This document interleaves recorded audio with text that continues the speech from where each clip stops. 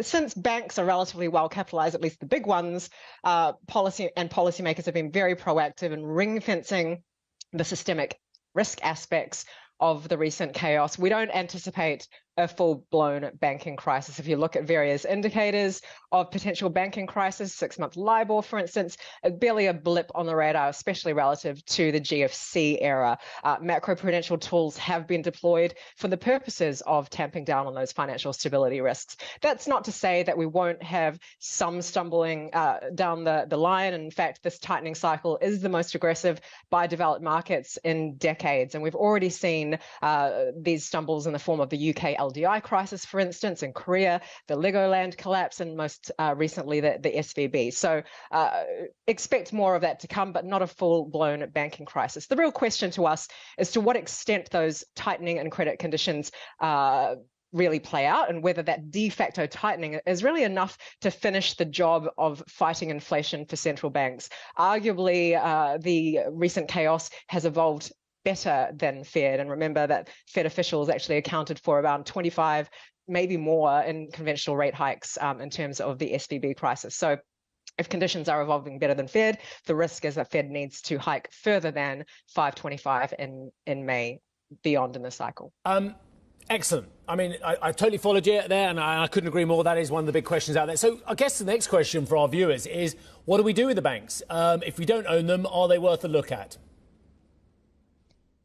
It's really a relative value story. The way in which the market has traded this chaos is very much an idiosyncratic US issue. If you look at the performance of US financials, it's a significant underperformance relative to the rest of the world financials, for instance. We think the outperformance of European financials does stick out a little bit like a sore thumb, and so perhaps there is a convergence trade to be had there in terms of potentially underweight European financials against an overweight US financials. Remember that the European economy is fundamentally weaker than the United States economy, and that will have indirect effects to the financial sector in Europe.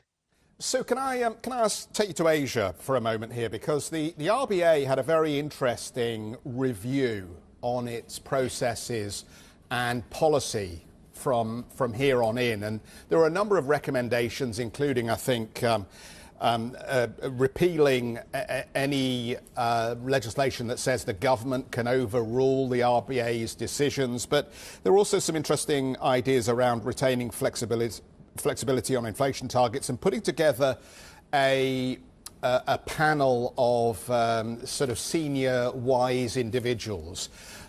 All of this appears to kind of reinforce this idea that actually the Asian central banks that have moved into pause mode at the moment perhaps are unsynchronized with what we're seeing in Europe, the United States, the UK in terms of rate setting expectations.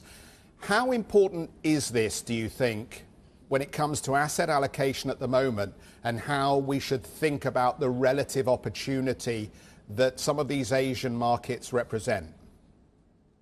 We think there's a lot of opportunity in the Asian markets, just purely from a monetary policy cycle perspective. Asia really never had the same acute inflation issues that many parts of the rest of the world, especially other emerging markets, had. And we're seeing really encouraging trends in terms of month-on-month disinflation. We've seen central banks in the region pausing on their tightening cycle. Some have come to the potential end of their tightening cycle. Maybe there's one exception in the likes of the Philippines, but that's a really positive sign that the Asian central banks may be engaging in that dovish pivot sooner rather than later, and not have to over-tighten beyond what these central banks would ordinarily want to do, given inflation is relatively under control. And so we think that growth differentials will be preserved. Asia is expected to see widening differentials, not just against developed markets, but against other emerging markets as well. That inflation picture, as I said, also very conducive for inflows. And don't forget that